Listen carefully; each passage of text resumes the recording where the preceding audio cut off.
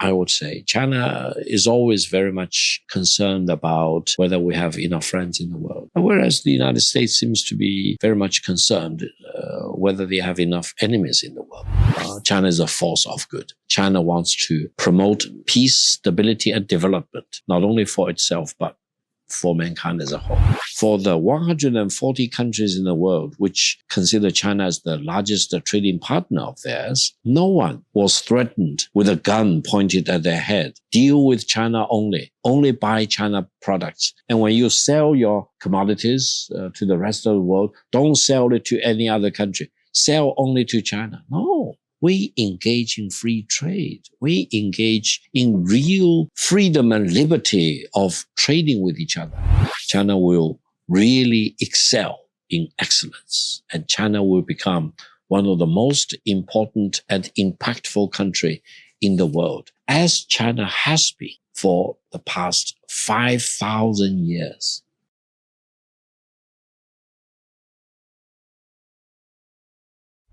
Thank you so much, Victor Gao, for joining me today. I'm very happy to be in Beijing and to be meeting you. I've been an admirer of your work, so thanks so much. Thank you for having me. Just to let the audience know, Victor, you are the Vice President of the Center for China and Globalization, as well as a chair professor at Suzhou University. And you have been very experienced in media, talking about U.S.-China relations. And so I wanted to actually start with Donald Trump, the Trump era for U.S.-China relations, beginning with, there's a lot of talk about a golden dome now that the United States is planning to build, a missile defense system that China's foreign ministry spokesperson Mao Ning recently said that this needs to be stopped, that the United States should pull this back and get rid of this idea. We also saw China militarily and just on the diplomatic front become more assertive of late. China has said that it's ready to fight any type of war. It has pushed back hard on the U.S.'s trade war and Trump's trade war. And also we saw with the India-Pakistan conflict, some Chinese weapons, the J-10Cs, be showcased in that conflict. What do you make of this moment right now in U.S.-China relations in the Trump era, given these developments? Well, I would say for this moment in human history, mankind is faced with a choice, peace or war. And the Golden Dome is a major attempt to weaponize outer space, which is very dangerous. Mankind already had too many wars, too many sufferings on Earth. If you want to weaponize the outer space, you do not know what will be the consequence. So I think China is doing the right thing, calling for stopping the attempted weaponization of space, while every country in the world has legitimate interest in protecting their own sovereignty and territorial integrity. But no one should really blow the situation out of the proportion to weaponize outer space. That's number one. Number two is that China has never been assertive, according to the definition of that word.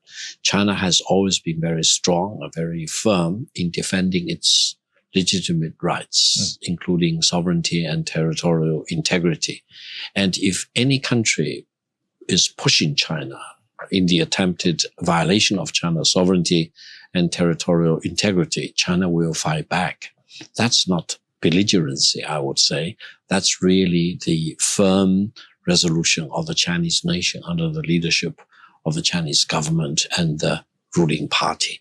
So I think we need to be very careful as to what China stands. China has been a major force for peace and stability in the world, as well as for development, not only for China, but for all the stakeholders in the world. Now, you mentioned the India and Pakistan conflict recently, especially the aerial war involving Indian and Pakistani forces. I would say that confrontation between India and Pakistan, to the best of my knowledge, was started by India, because we know there was a terrorist attack resulting in civilian deaths, which should be condemned. But no country should seize that moment and try to launch a military campaign against the other country. I think Pakistan did the right thing, calling for thorough investigation of who was really responsible for that terrorist attack. And India's behavior of mobilizing and launching strikes inside Pakistan was unprovoked, I would say. And India and Pakistan should have really engaged with each other in peaceful terms, try to resolve that issue peacefully rather than in military conflict.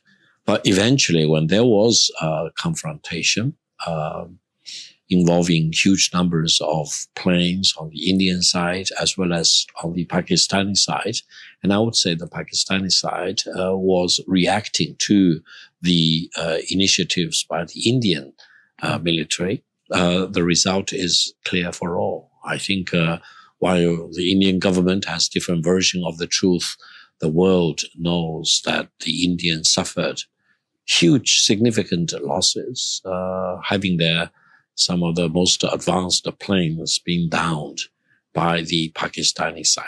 So I think we are at a moment of truth. I think war should always be the last resort, and no country should be eager to resort to war.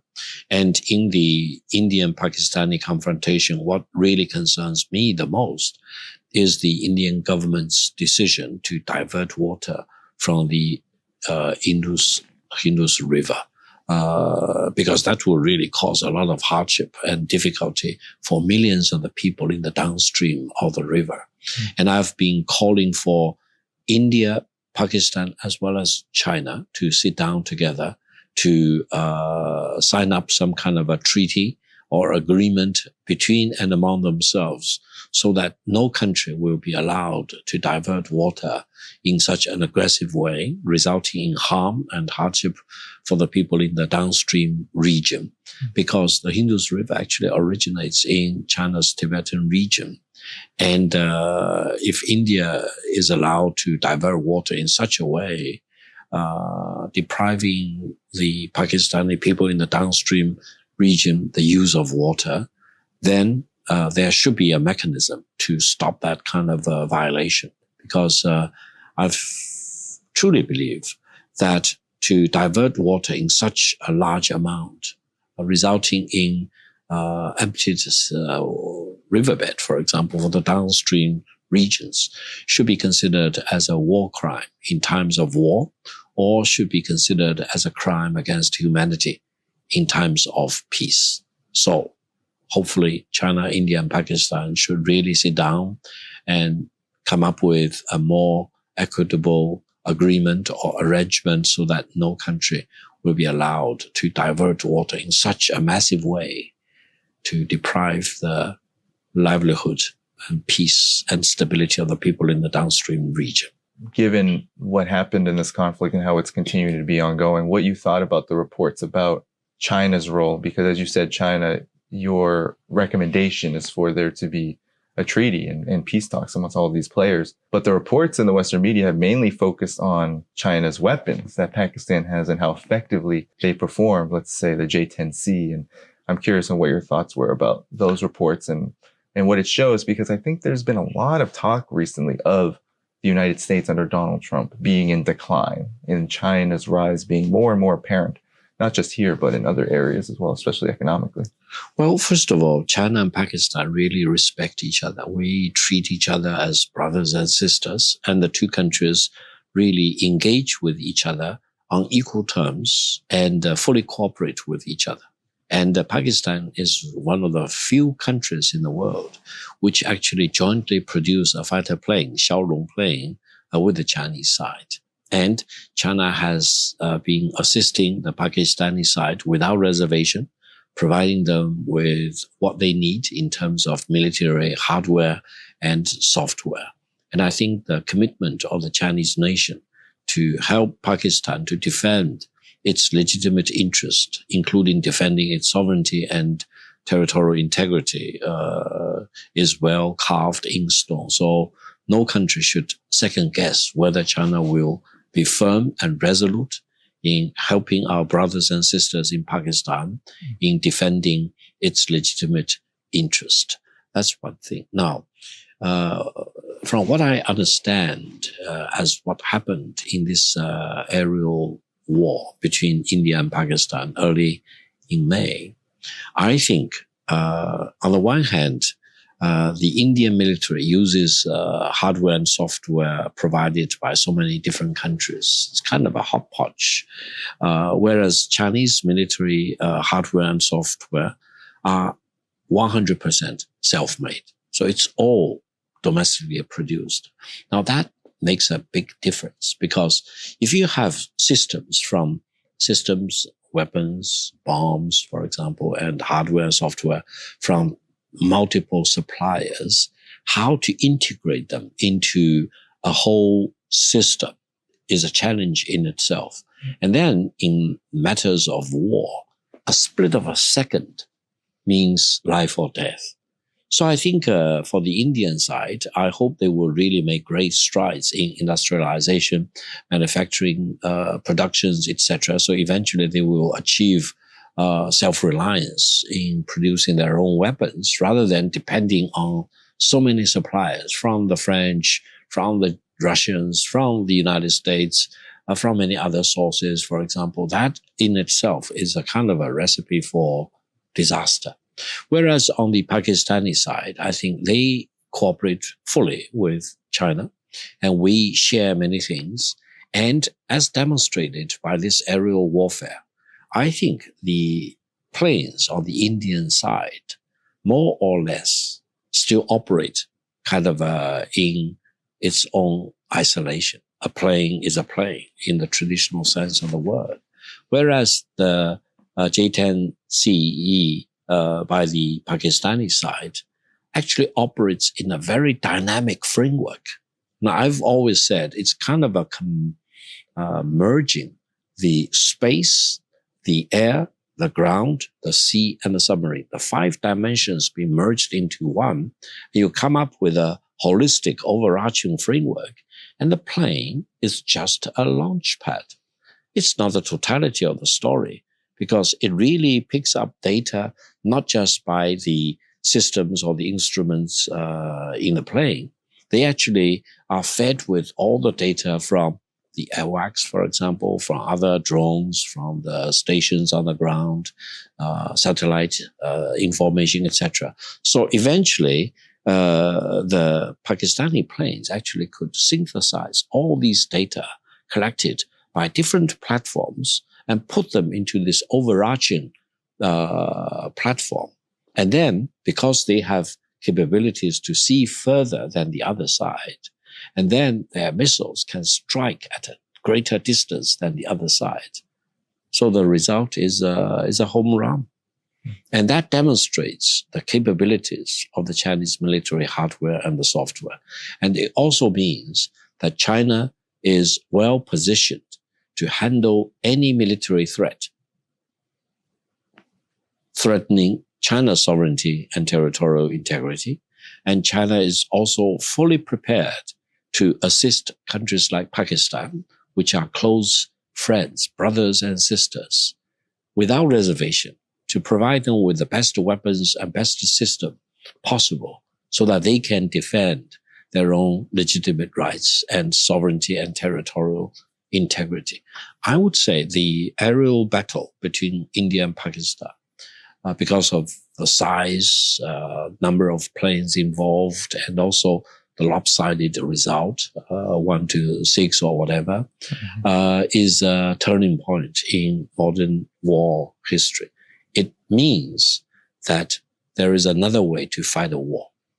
And China, being so much committed to maintaining peace and stability, will become a more powerful and impactful player for promoting peace, rather than, being eager to resort to war. War in Chinese philosophy is always the last resort, rather than the first resort. And I hope between India and Pakistan, they will come to the realization that war should never be attempted unless it is the last resort. And between China and India, we all should have the rationality and the wisdom not to use war as a first choice. Well, it's interesting you say this, Dr. Gao, because the United States, Donald Trump's administration, Pete Hegseth, the Secretary of Defense, have referenced war with China in the framework of deterrence. I hear it all the time from Secretary of Defense Pete Hegseth. He says we must deter war with China, insinuating that China would be the aggressor party here. And we see now that there are military drills, joint drills with the Philippines and the United States. There's been a lot of anger on the Chinese side about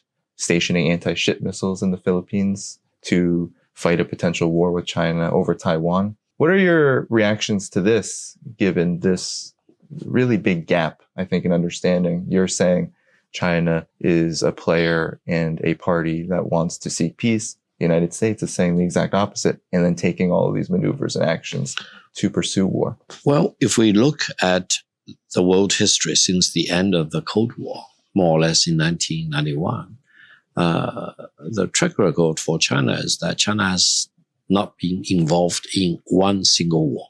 So China's record is zero war for China.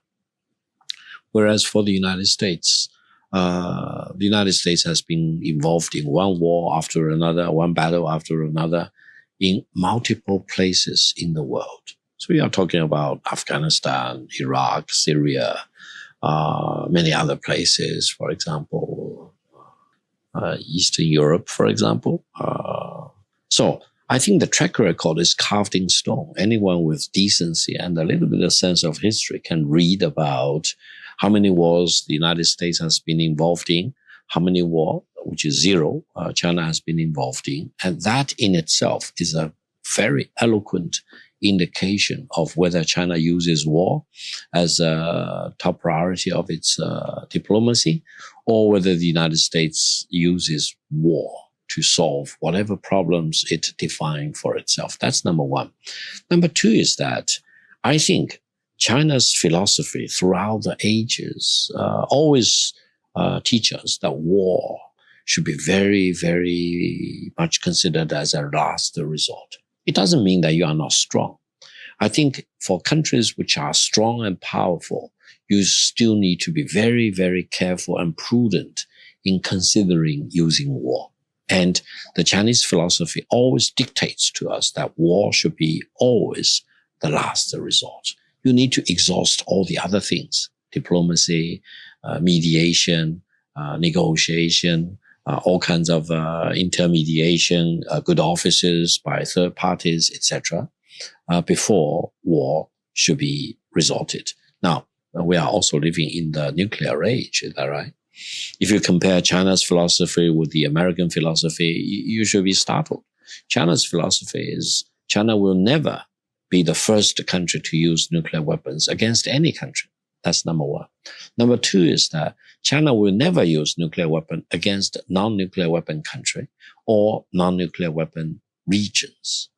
And China will only use nuclear weapon in retaliation against nuclear attack on China, or I would say against a very serious violation of China's sovereignty and territorial integrity. But whereas other countries never give up the right of first use of nuclear weapons, they consider using nuclear weapons as part of their right. Is that right? So I think we need to compare China versus the United States in terms of their philosophy regarding war, in terms of their right or giving up the right of first use of nuclear weapons in different circumstances. And then I would say China is always very much concerned about whether we have enough friends in the world, whereas the United States seems to be very much concerned whether they have enough enemies in the world.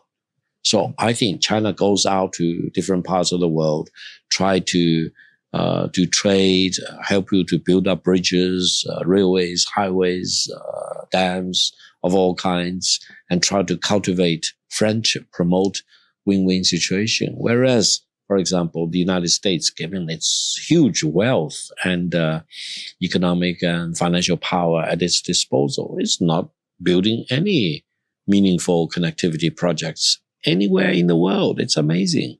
Whereas I think all these wars involved have destroyed not only hard infrastructure of all kinds, but hundreds and thousands of lives in the world.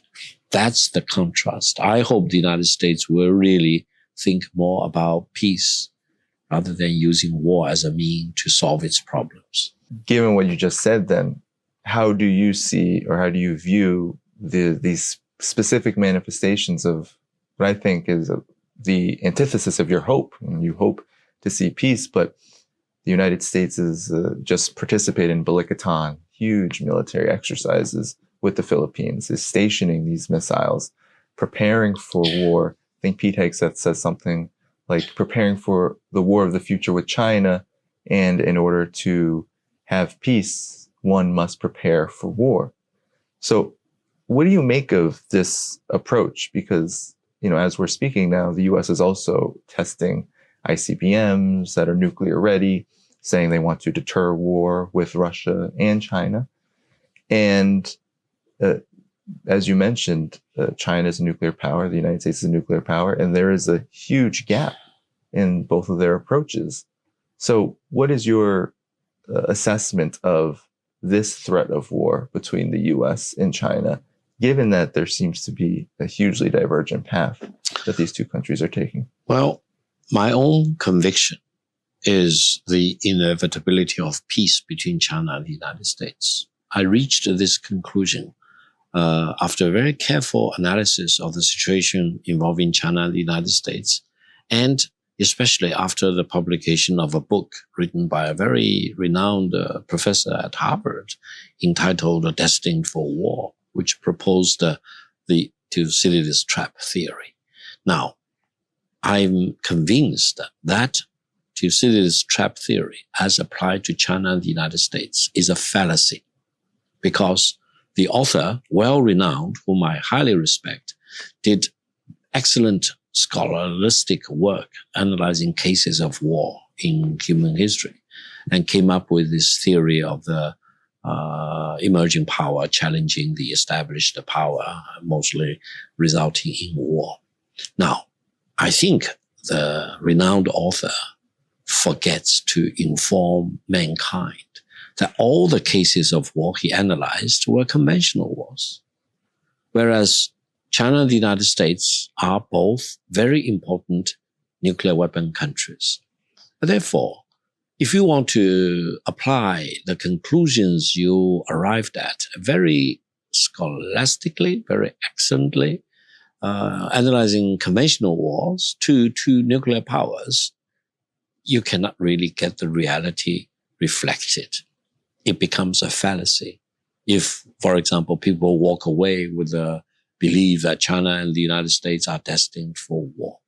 Therefore, I came up with my own conclusion. War is not an option between China and the United States, and war should not be an option at all for China and the United States. Why? Because any war between China and the United States may soon escalate from conventional war to nuclear war.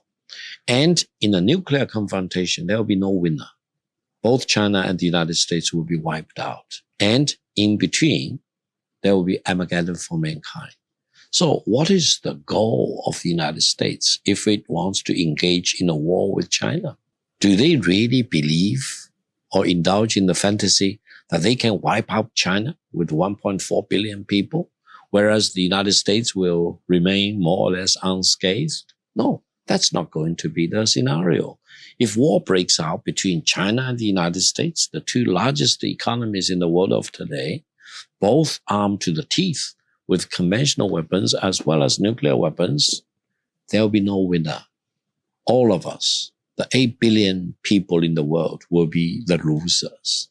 So I want to shake up those decision makers in Washington and in the Pentagon and the deep state. Don't ever indulge in the fantasy of launching a war against China. Engage China in peace and become, as I'm convinced, in the inevitability of peace between China and the United States.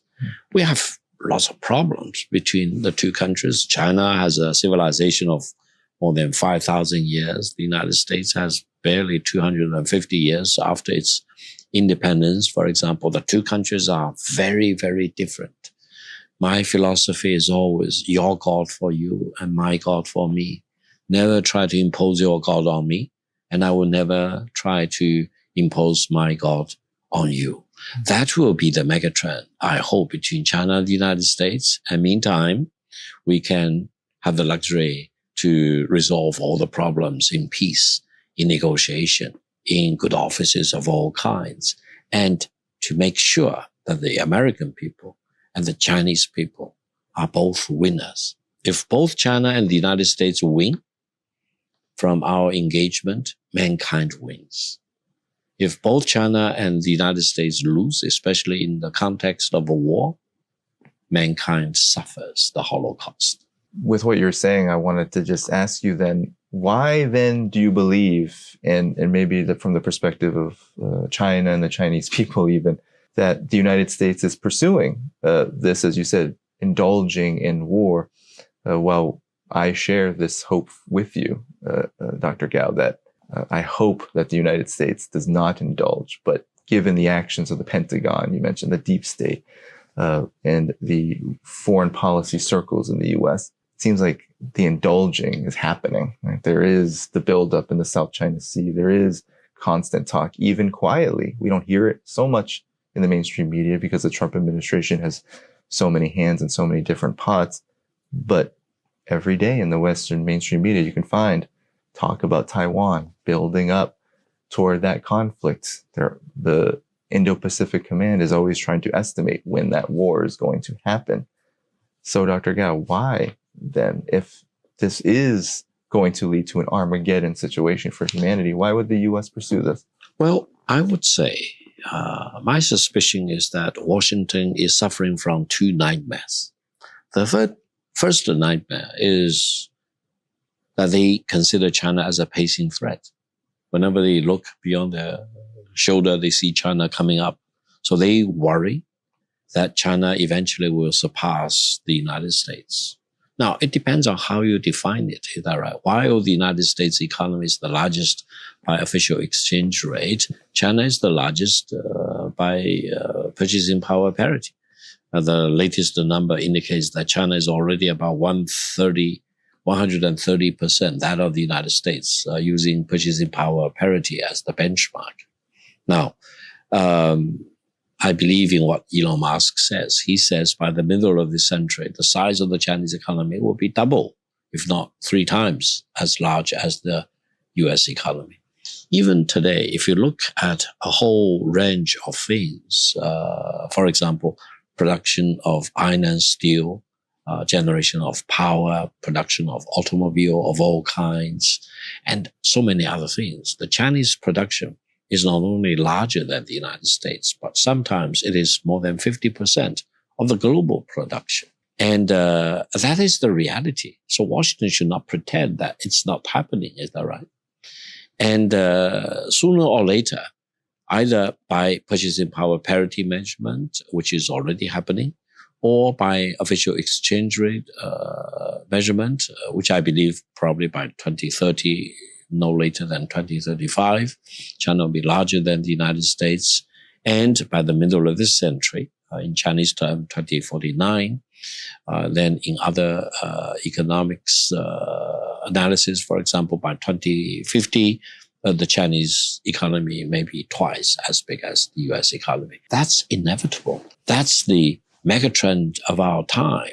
No one should deprive themselves of their sanity and the tranquility thinking about China becoming larger. China, throughout its ages, was if not one of the largest economies in human history. And China's downfall started more or less in 1840 when the British imposed this Opium War on China, and it created a chain reaction leading to the weakening of China, the decline of China. But since 1949, especially since 1978, China rose up, and then China committed itself to reform and opening to the outside world and engaged in such massive amount of industrialization, urbanization, and modernization of all kinds. And that is the basis for China's complete transformation. If anyone in the world believes that China does not have a legitimate right to develop itself, to become not only one of the largest and the most developed countries in the world, but probably the leading country in the world in terms of technological innovation and of what we recently call new qualitative productivity, again, focused on innovation and creativity, then probably that person, lady or gentleman, probably is not knowing what the world he or she is faced about. So that's the first nightmare. I would say, America, wake up. Don't indulge in yourself in that nightmare. China is a major power for you to be engaged in for mutual benefit. Don't worry your heads off to see China continue gaining strength. Now, the second nightmare is even worse. I think Washington worries that if China becomes bigger and bigger, China will push the United States away from the center of the global stage and then impose its values, its political system, its ideology onto the United States, or even marginalize the United States. Now, that's where the United States need to detoxicate itself, and where China need to really convince the United States that China does not seek hegemony. I think the Chinese leader should do something that Deng Xiaoping did in 1974 at the extraordinary session of the United Nations General Assembly, whereby Deng Xiaoping declared that China will never seek hegemony. And he even rallied the delegates in the hall of the General Assembly that if the Chinese government ever seeks hegemony, all these countries in the world should unite with the people in China to overthrow that Chinese government if it wants to seek hegemony. I think it is time for China to reaffirm that position, regardless of whether China was weaker in the past, strong now, even stronger in the future. China will never seek hegemony, meaning China will deal with all countries. Roughly, we have about 200 countries in the world of today as equal.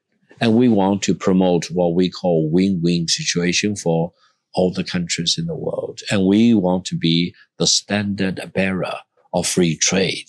We want to do the right thing. And we want to help all the countries in the world to gain economic development. China's economic development is not maximizing benefit for myself at your disadvantage, for example. It's always creating mutual benefit. And we really believe in free trade. Free trade will emancipate all countries involved, participating in free trade. And if we look at this round of the so-called global reciprocal tariff war launched by the United States, it's a major attempt to throw a wedge into free trade or even destroy free trade, whereas China rises up to the occasion, holding the free trade banner very firmly in its hand and try to be the real champion of free trade. So this is what China is all about. China is not a force of evil. China is a force of good. China wants to promote peace, stability, and development, not only for itself, but for mankind as a whole. Well, let's now get to this trade war, tariff exchange, as you referred to it. There's been escalation. So as the audience may know, for weeks and weeks now, we've been dealing with tariffs. And recently there was in Switzerland, the US and China came to a kind of what the media, Western media is calling a truce, a pause, so to speak, in at least the massive tariffs that the United States attempted to impose on China, over 145%. Now, though, the U.S. Commerce Department, and I'll read the report from Reuters, issued guidance stating that the use of Huawei's powerful ASEAN chips would be restricted, quote unquote, anywhere in the world, and that any company that uses these chips would be a violation of U.S. export controls. Could you talk about this rolling, it seems like escalation economically in this part of the United States' attempt to contain maybe those nightmares you were talking about? It appears that even though the United States seems to have needed to walk back on tariffs, there still is this overall strategy economically that includes what we, during the Biden administration, called the chip war. So talk about this recent escalation and your impressions and thoughts about where it fits into this overall trade war. Well, if we look at the world of today, the greatest predictability is the unpredictability of the Trump administration. And the greatest certainty is the uncertainty of the Trump administration. Whether this is a good thing or a bad thing, it depends on your perspective. I think it's a disaster because I think the United States, the strongest military power in the world, the largest economy if we use official exchange rate as the benchmark, country with so many military bases in more than 100 countries in the world, becomes such a source of unreliability and unpredictability and uncertainty.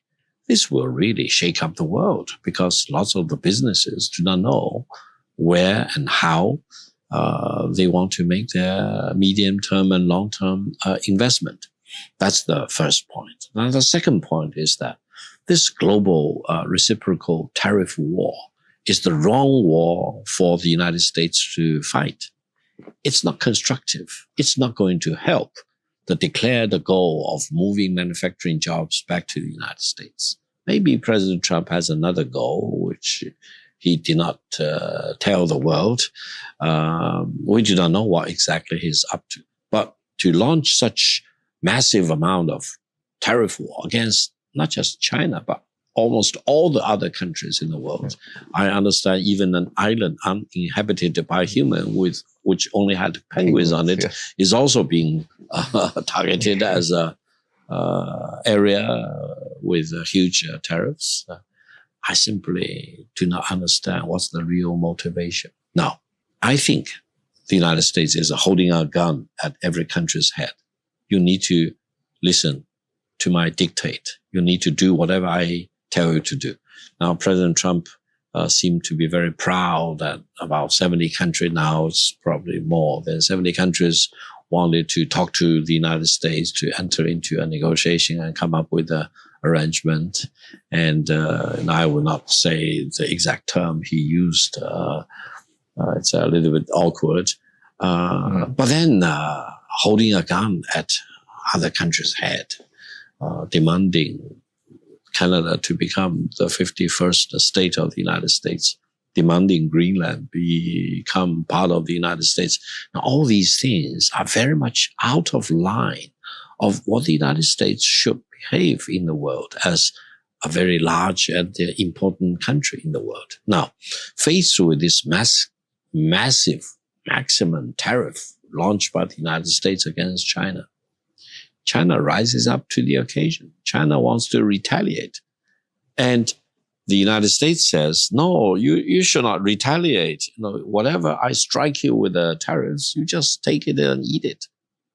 No, that's not how China will react. Other countries may have their own consideration and calculus, for example, to decide how they will react to such maximum pressure, manhandling by Washington of their countries. But for China, if you manhandle China, if you put maximum pressure on China, China rises back. If you slap China in the face, in the cheek, China will slap you back. If you hold a gun at China, China will hold a gun at your head. If you say, I will impose maximum tariff on Chinese export to the United States, China will do the same against your export. So, if we really sift through all these confusing things, I think probably President Trump and his team started on some presumptions. One is that by imposing maximum tariff on China, China will crumble. China will crawl on the ground and say, no, don't impose so much tariff. You will really make economic difficulty for me. Many companies may close down. Lots of people will be losing their jobs, for example. No, that's not how China behaves. China stand up firm and say, you want to launch the tariff war? I will fight with you to the very end. Yeah. And then another indulgence of Washington may be, well, I can use tariff to block or to embargo some, if not all, the Chinese exports to the United States, while the U.S. export to China will have a free walk in the China market. No, that's fantasy. If you want to block all the Chinese export to the United States, there will be no more export of the US product to the China market. So you are talking about locking yourself out of the China market, which is the largest market in the world today and will become more and more important in the coming years and coming decades. And the decision makers in Washington should really think about what will be the consequences, because in the US market, lots of the things in the market are produced in China. You're not only talking about the smartphones, the garments, the clothes, toys, many things, many industrial things. And more importantly, for the defense industry, the rare earth and the scattered earth being refined into the materials which can be used on very advanced weaponry. Is that right?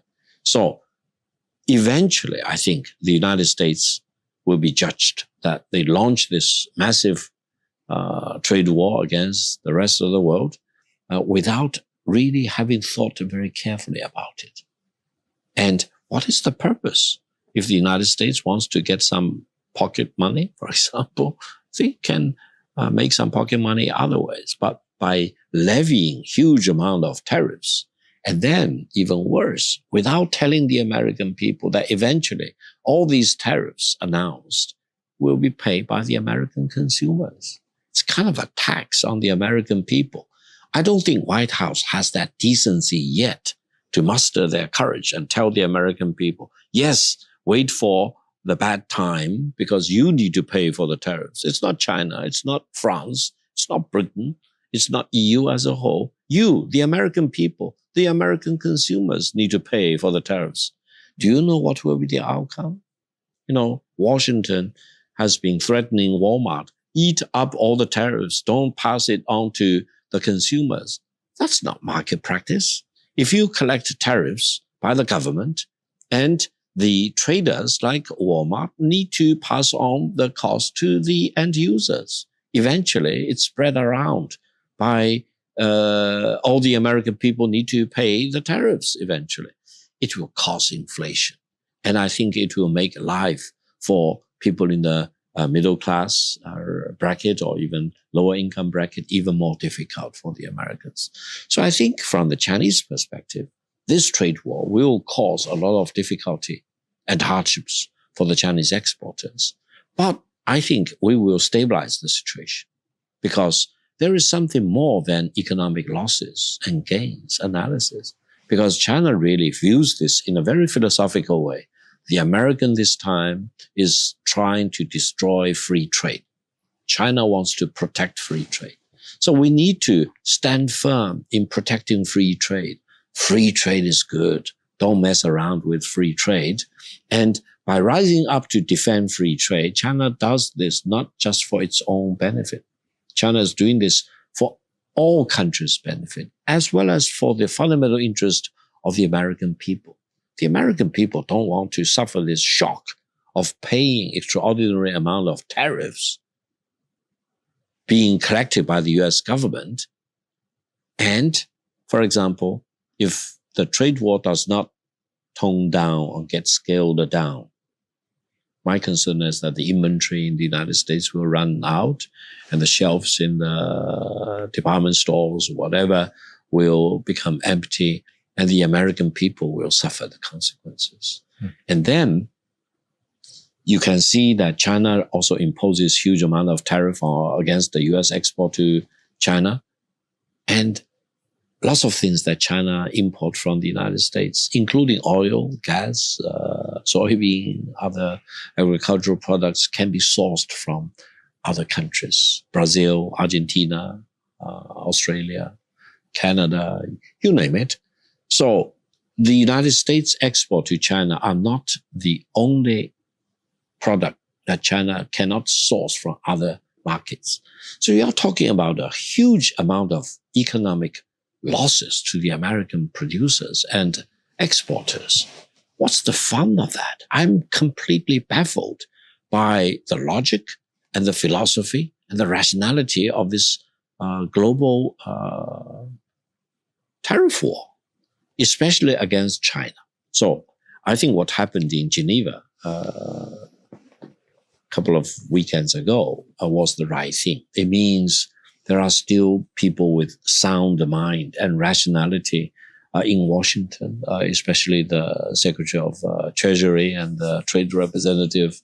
They wanted to sit down with the Chinese counterparts to talk about this in a rational way so that we will tone down the rhetoric and try to do the most pragmatic thing, try to solve the problem. And eventually, China-US trade should continue for mutual benefit. I think China was fully prepared to deal with the extreme situation. That is, winding down China-US trade, two-way trade, to zero. Right. If that happens, it's a disaster for China, but also it's a disaster for the United States.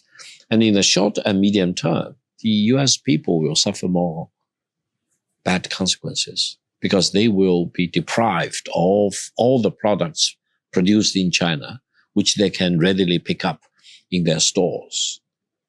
And I think Washington should really come back to its senses. Tariff war does not solve the problem. Now, you mentioned the technological war. I'm amazed how the United States will go to such an extreme to say, well, even if we want to close up the US market for Huawei product, which in itself is against the market practice, is against the free trade to start with. It's kind of a weaponizing trade, is that right? But then I want to prohibit mankind as a whole from using Huawei project. Who gives you that right? Does God give you that right to prohibit all the other countries, about 200 countries in the world, from using Huawei product? What is your relation with all these 200 countries? Do you govern these countries? Do you rule these countries? Are these countries your colonies, for example? Are these people, about 8 billion people in the world, are they your subjects, for example? Can you order them around? Who gives you that right? You talk about democracy. Democracy means you need to treat your people on an equal basis with democracy. And then you need to deal with all the other countries on equal terms. This is the world of today. It is not the US empire that you rule all the other parts of the world as if it's your subjugated, conquered lands. That does not reflect well for the thinking in Washington. It's kind of indicates that Washington probably is being plagued by some demons. You view the world in a very twisted way. It is not a reality test. You need to see the world as it is, composed of about 200 separate independent nations with their own sovereignty and territorial integrity. Each has its own power to make decisions for itself. How can you say the United States orders all the countries not to use Huawei products? No one in the world has empowered you in that way. And that will only backfire because it means you are vulnerable. It means you are actually internally very weak. It means that you are very much afraid of technological innovations. It means you really believe you are not going to win this competition. Competition is good, actually.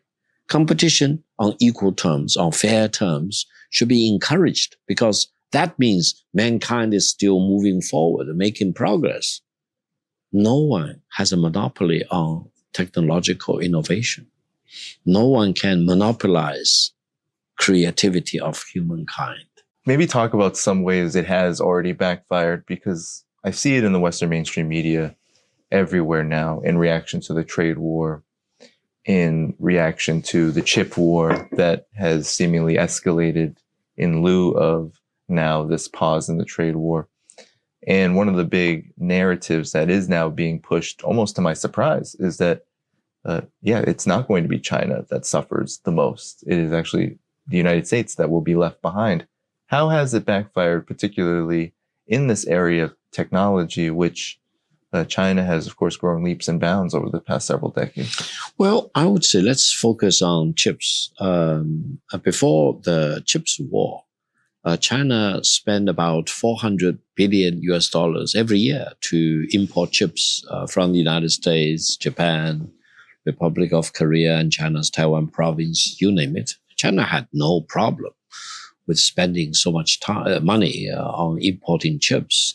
As a matter of fact, China actually spent more on importing chips than importing crude oil from the rest of the world. China did not worry about the chips. China itself was one of the largest producer of chips, mostly on the lower end side, that's for sure. And China also export chips. China was, before the chips war, one of the biggest exporters of chips. But that changed completely because under Trump and under President Biden and now under President Trump again, they focus on semiconductor chips. They want to weaponize chips. They want to deny China's access to chips, especially on the more advanced side. Now, what will be the end result? Do you think China will crumble? Do you think China will say, oh my God, I give up. I no longer develop chips on my own? No, it forces China to become self-reliant and self-independent. That forces the 1.4 billion Chinese people, very much united, very much focused on achieving development, for example, and promoting peace, to develop their own way of developing semiconductor chips of all kinds. Now, that means, in my best judgment, in a matter of years, China will have no need to import chips of any kind. That means the rest of the world, especially the United States and Japan, for example, ROK and China's Taiwan province, will lose a total of more than $400 billion order from China. Now, the second point is even more meaningful. As has happened to all the other products in China, once China achieves complete self-reliance and independence, China will continue to export to the rest of the world. So I would say by the time when China achieves complete independence and self-reliance in production, R&D of semiconductor chips, China will be the most important exporter of chips of all kinds to the rest of the world. That means chip prices will come down significantly. That's a blessing for mankind as a whole, even though it may spell disaster for the semiconductor companies in the United States. But that's not caused by China. That's caused by the wrong policy of the US government. That's the end result of the chips war launched by the United States against China. Now, if we look at history over the past several decades, China has again and again and again demonstrated its capabilities. No, China wanted to join the International Space Station. The United States said no. The United States even adopted the Wolf Act to prohibit NASA and other US government from working with China in space activities. It forced China to develop its own version of the space station. And now the Chinese space station is more advanced, more sophisticated, much more modern compared with the ISS. And given the fact that the ISS will need to retire in a matter of 1 year or 2 years, the Chinese space station will be the only space station in orbit for the coming 10 years, if not even longer. It's the same case with the GPS. China wanted to work with the United States on GPS or with the European version of that, etc. They came up with denial and denial again, forcing China to come up with its own version, the Beidou version. And now the Beidou version of the global positioning system, etc., which is much more sophisticated than GPS itself. It involves two-way traffic, transmission of data, etc., more accuracy, etc. So the United States actually created its own competitor by trying to deny China the benefits of cooperating with the United States or with the West as a whole. So the simple story is very simple. Work with China on equal terms. Don't deny China access, because If you try to deny China access, if you try to choke China, you end up with a much more formidable competitor. Yeah, and this is being borne out of, there's been so many headlines. It's almost a flurry, given that I think there's much more attention on this reality you're laying out, even among mainstream Western media circles. In the New York Times, they're talking about China's going to make the U.S. irrelevant. It will be the new dominant power. The Economist is talking about China is now cool. The West, you have streamers coming here, major figures coming here talking about China, showing China. You have the South China Morning Post talking about shifting power dynamics, that now the U.S. needs to talk to China and needs to conduct relations with China on a completely equal footing.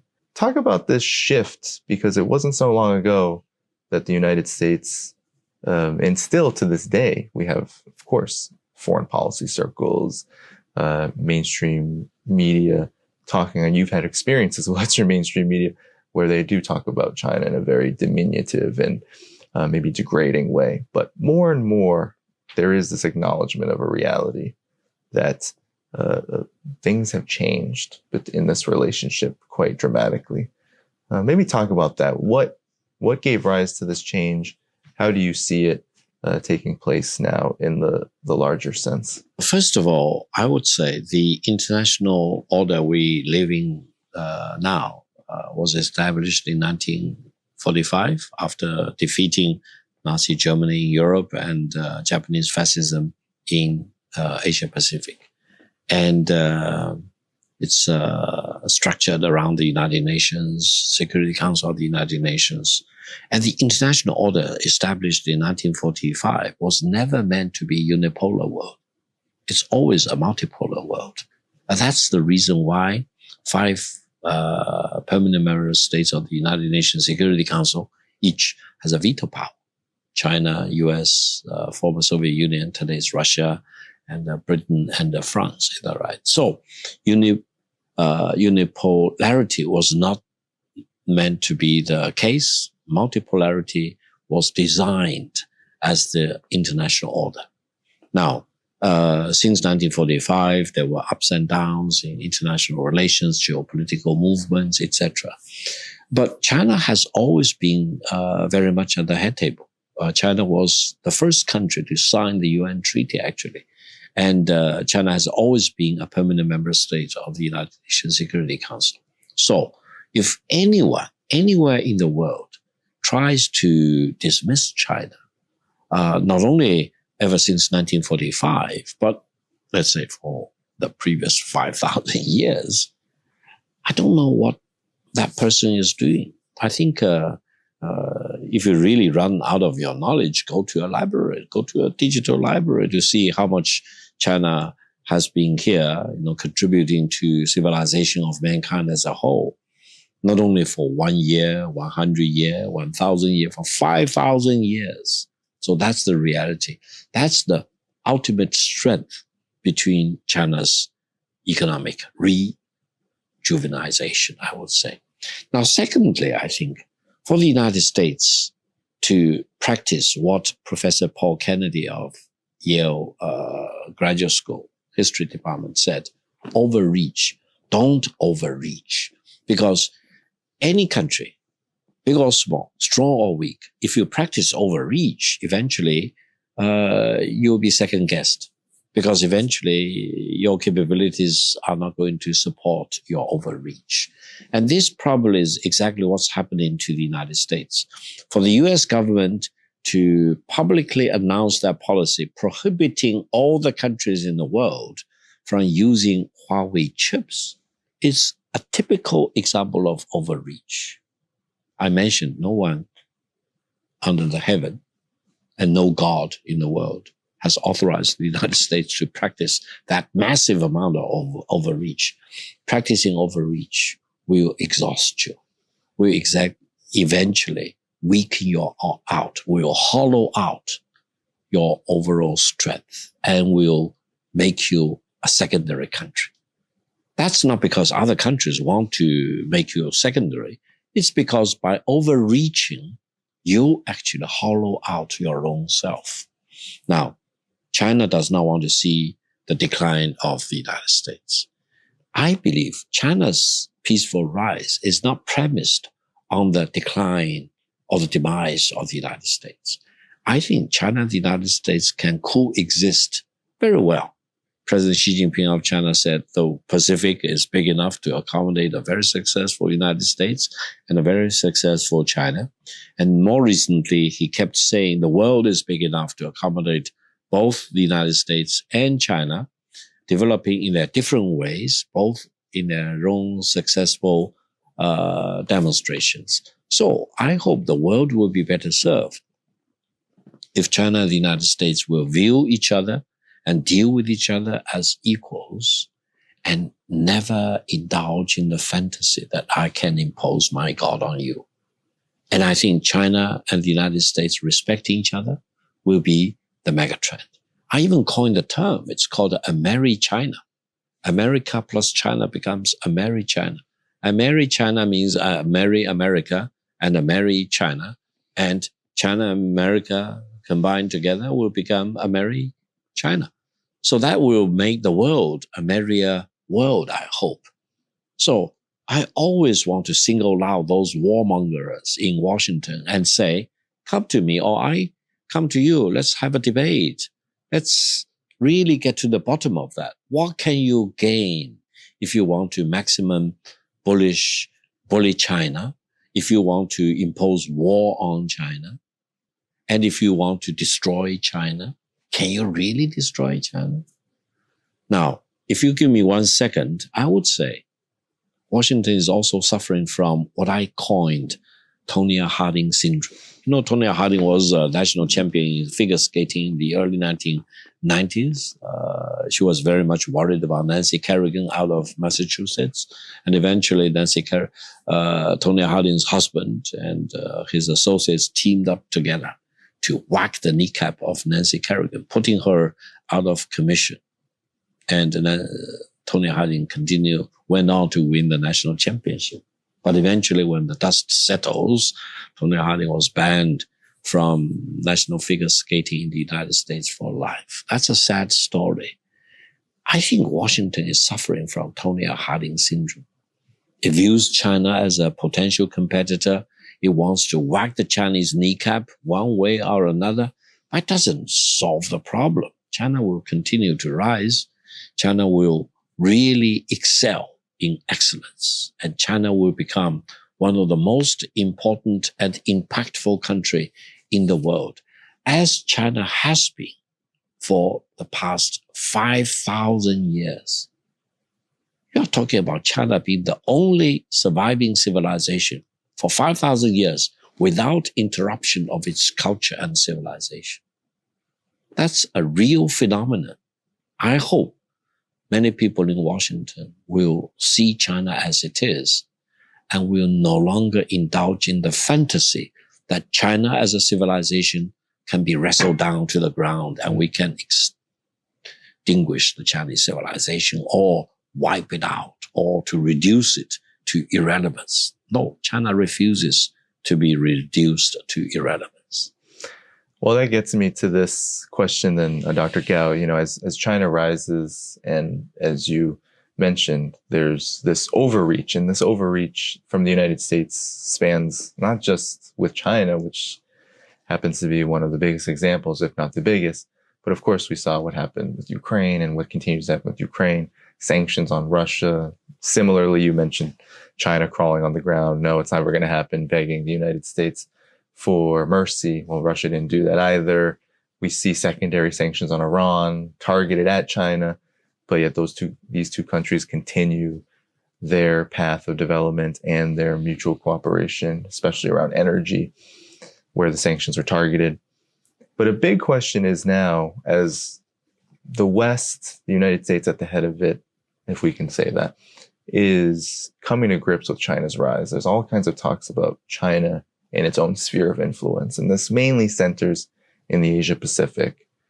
But really, in terms of the entire global South and global majority, whenever China is talked about in the Western media, it's usually with China seeking a sphere of influence, right? So it's Asia, Africa, Latin America, that this cooperation is not really cooperation. It's seeking dominance.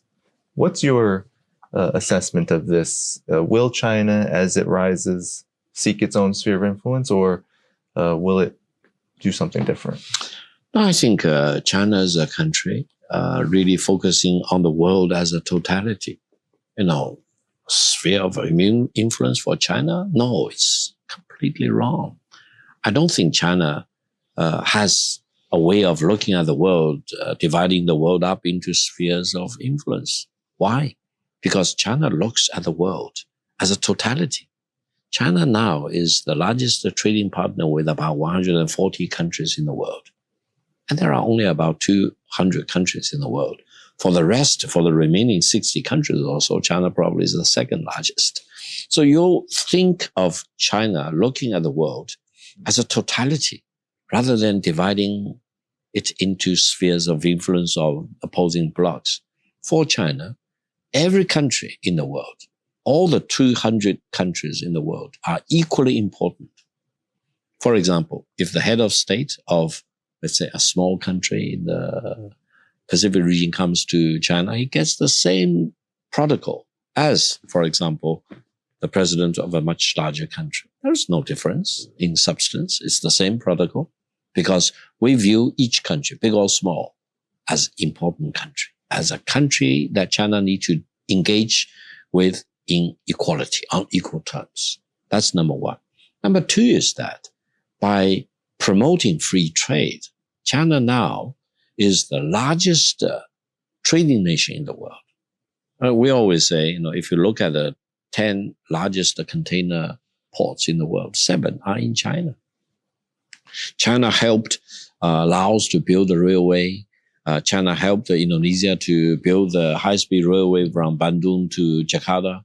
China is now helping Malaysia to build the eastern corridor, eventually going to the Indian Ocean side, for example. China is helping Peru to build the most sophisticated container port in Chancay, north of Lima. And China is working with Brazil to build highways and railways connecting the Atlantic coast to the Pacific coast, linking with the Chancay port. And you see such examples again and again. You see China building all these infrastructure projects, etc. Why? Because we started the reform and the opening to the outside world more or less around 1978. And we believe in 2 principles. The first principle is that to build a road will make more money for all involved stakeholders. So we want to build roads so that efficiency will be promoted, connectivity will be promoted. Secondly, you cannot really achieve real wealth without developing our industry. So China always wants to build factories to produce something, for example, rather than spending the bulk of the time on financial engineering. Financial development is important, but it can never replace industrial production. So we want to build connectivity. We want to maximize productivity and efficiency. And we want to make sure that China produces, China makes things, and China invents things going forward. This means the world is a totality. The world should not be divided up into my camp versus your camp, my spheres of influence versus yours. And if you go to any country in the world now, regardless of the brainwashing done by the United States, probably by the U.S. International Development Agency, is that right? Voice of America, which is closed, and all the other agencies, etc. If you really try to use a pragmatic perspective looking at China, I think you come to the conclusion that China is a force for good. China is promoting free trade, and China is working very hard, using their brain power and the muscles and the bones, try to produce for the benefit of all the consumers in the world. And I used to say that in the midst of this maximum trade war launched by the United States, against China and against the rest of the world. I really want to ask the American people, by using made in China goods, have you really gotten any benefit? Have your kids become happier with the toys made in China? Have the Christians become more spiritual by reading the Bibles made and printed in China? Have the American patriots become more patriotic by saluting the national flag of the United States made in China? Have the athletes become better performing by wearing shoes produced in China? You have so many examples of the American people really getting the benefits of things made in China. Why should anyone be ashamed of things made in China? And why should anyone be punished by using things made in China? Now, China is the leading nation in electric vehicle. And I truly believe eventually the internal combustion vehicle, engine vehicle will be replaced by the electric vehicle of all kinds. The United States should really make this leap of faith to embrace EV car of all kinds and eventually to phase out ICE vehicles, because if they do not seize this opportunity, this whole revolution will continue without the United States. And eventually, the U.S. automobile industry's relevance will become irrelevant.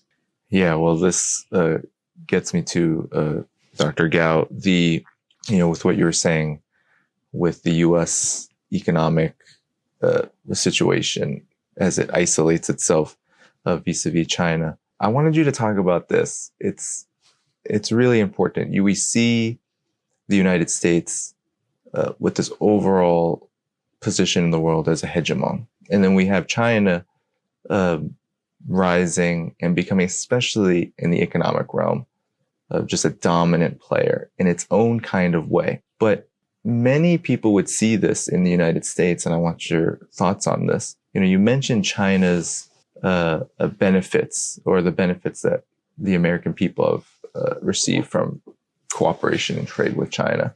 And then you also mentioned the rest of the world benefiting through cooperation with China. Well, many people in the United States have been told that actually cooperation with China has been exploitative, that China has reaped benefits at the expense. This is what Donald Trump's whole narrative is. It's, China's run away with all of the benefits, and it's been the United States, even the American worker, that's been left to dry.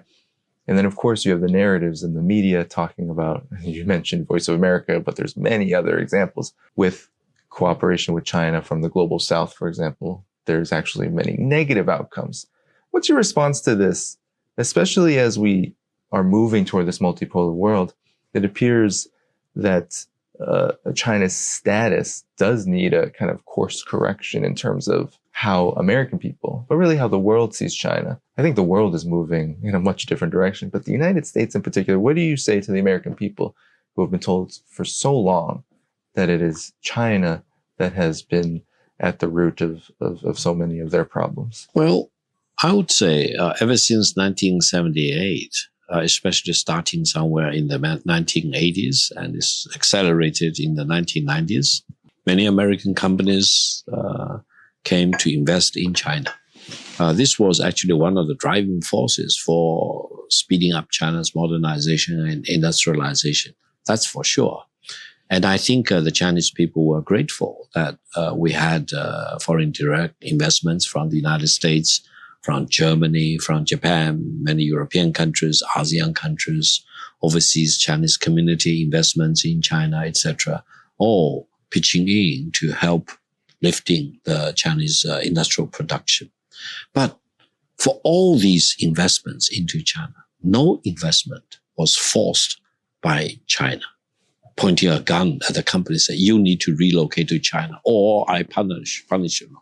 No, it's all free economy. It's all business decision by the board, by the management, etc. They look for the multinational companies, they look at the world as a totality, and then they pick and choose. They choose the best place to put their company in. Is that right? And China really cut down all the red tapes, reduced all the bureaucracies and opened up, widely to welcome foreign investments. I would say 40 years ago, if any foreign investor coming to China say, I have money, you'll be treated as a king. Now, if you come to China and say, I have money, China probably will not blink. Say, what do you mean? I also have money. So you need to say, I have money and I have more technologies. I have brand name, for example. I have a global distribution network, etc. And whatever I can offer can be combined with the advantages in China to make greater products for distribution, not only in China, but for the rest of the world. So I would say American companies came to China over the decades for two purposes. One is to produce in China and sell to the China market, which by calculation is one of the biggest market in the world. The second thing is that I produce in China because I utilize the advantages in China. It started with, let's say, cheap labor, etc. Now it's more kind of connectivity advantages, supply chain, etc. And then I produce in China and export to the United States or to the rest of the world. Same case for German companies. They came in earlier than the Americans. They started automobile plants, etc., mostly to sell to the China market. But eventually, in more recent years, for example, starting around 2000 and accelerated after 2010, they found production in China so efficient. So they start to produce more in China to be exported to the rest of the world. It's pure commercial decision. It's pure economic calculation. It is not done by ideological motivation at all. It's not geopolitical consideration at all. So I think for the American people, never believe in anyone who said China rapes the United States. No, China never does that. And I always ask people, tell me what's the fun of raping the United States, the largest military power in the world? It's nonsensical to come to the wrong framework, wrong ideology about China raping the United States or China taking advantages of the United States. Secondly, when we look at trade between China and the United States, trade in good is one thing. China has a surplus, yes. Trading services is another thing. The United States has a huge surplus in its trading services with China. And then if you look at U.S. companies operating in China, they make huge amount of revenue, huge amount of profit, which is larger combined together than the total U.S. export to China. So you cannot be one-dimensional looking at China-U.S. relations. You need to be multidimensional, very objective in looking at U.S. export to China in goods, U.S. export to China in services, and U.S. multinationals operating in China, making huge amount of revenue and profit, feeding back to their global operations. Now, there is a saying that while the General Motors in the United States was losing money, General Motors operations in China is making money. Actually, the profit they make in their China operation feeds back to make up for the losses in their U.S. operation. This is the reality, and I hope media in the world will become more objective to tell the real truth. And this is the truth I'm dealing with almost on a daily basis. I think we need to be objective. We need to see why the American companies or the European companies, Japanese companies, China's Taiwanese companies come to make investments in China. What draw them to China and how they perform in China? And what are the benefits for the American companies, for the American society at large, and eventually when the American people buy made in China products, are they being forced by some country holding a gun? You buy China-made product, etc. You do not buy products made in other countries? No. It's free will. I think it's the freedom of the choice of the American people. And it's the freedom of choice for all the countries in the world.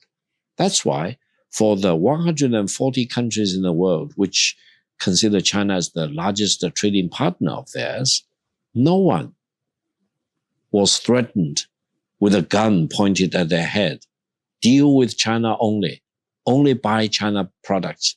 And when you sell your commodities to the rest of the world, don't sell it to any other country. Sell only to China. No. We engage in free trade. We engage in real freedom and liberty of trading with each other. Trade is good. Trade is liberating. Trade in itself, free trade in itself, is emancipation. Then my last question to you, Dr. Gao, is the world is changing. You mentioned multipolarity and multipolar world several times in this conversation. I wanted to ask you about your outlook on the future of the multipolar world, China's role in it, given we have innumerable crises in the world, not least I cover the Ukraine conflict, what's happening in West Asia, Gaza, etc. And then we also, of course, have what's happening here in the Asia Pacific and the threat of conflict here. So your take and assessment on the future of the multipolar world as it continues to grow amid these challenges and what China's role in it will be? Well, when we look at the world of today, what really keeps me awake at night is that if major countries in the world, as far as artificial intelligence is concerned, do not cooperate, then the real competition will not be between China and the United States or US and Europe or Japan, etc. The real competition eventually will be artificial intelligence versus Homo sapien. That means mankind as a whole may become less relevant in the world. And eventually AI will probably declare independence from mankind and will really subjugate Homo sapien as a subordinate species. Now, maybe some people would love to see that phenomenon become true, but I do not want to see that. I want to see major countries, especially in the framework of artificial intelligence, China and the United States, cooperate rather than weaponizing AI. Because I think if any country really wants to weaponize AI or turn AI into American intelligence rather than artificial intelligence for the benefit of mankind, sooner or later, and most likely sooner rather than later, AI will break free from mankind. And that probably will be the demise of Homo sapien. And that nightmare should not be excluded. We should all work together to make sure that that possibility does not become a reality. And that will require very close cooperation between and among all the countries, especially leading countries in AI. And that's why I'm very saddened to see that in the AI conference in Paris, when they talk about this international agreement, the United States and the United Kingdom refused to sign that agreement on international cooperation for the management of AI. That may be a turning point for eventually AI breaking away from Homo sapien. That is the biggest nightmare I have right now. Now, shorter than that, I think I'm firmly convinced about the inevitability of peace between China and the United States. And I walk everywhere. I go to every country talking about the inevitability of peace. And I'm becoming such strong advocate opposing war between China and the United States, as I oppose war between any other countries or against any other groups of people in the world. So I think if we firmly believe in the inevitability of peace, and we all declare that the destined for war scenario as applied to China and the United States is a fallacy, it's not going to happen, then we need to promote peaceful ways of solving all the problems. And between China and the United States will need to spell out in clearer terms what exactly they want to achieve. They want to hold down China to the ground. It's not going to happen. China refuses to be held down. If they want to move manufacturing jobs back to the United States, China can help. If the United States wants to prepare against the potential financial meltdown, as what happened in 2008, China has all the wherewithals to help the United States or to bail out the United States if that financial crisis happens again. I don't think there are any other country or groups of countries which will have the capability and the wherewithal that China has. But you need to incentivize China to be prepared to work in the right direction to help bail out the United States if the United States is hit with another international financial crisis, as what happened in 2008. I hope it will never happen, but if it happens, that will be the moment of truth as to whether the United States will be able to line up China's support, as Secretary of Treasury Hank Paulson did in 2008. And I hope Secretary of Treasury Bassett will do the right thing to make sure that China and the United States are not tearing each other into pieces, but be prepared to cooperate now in ordinary time or in extraordinary time, or even worse, in times of great disaster and great crisis.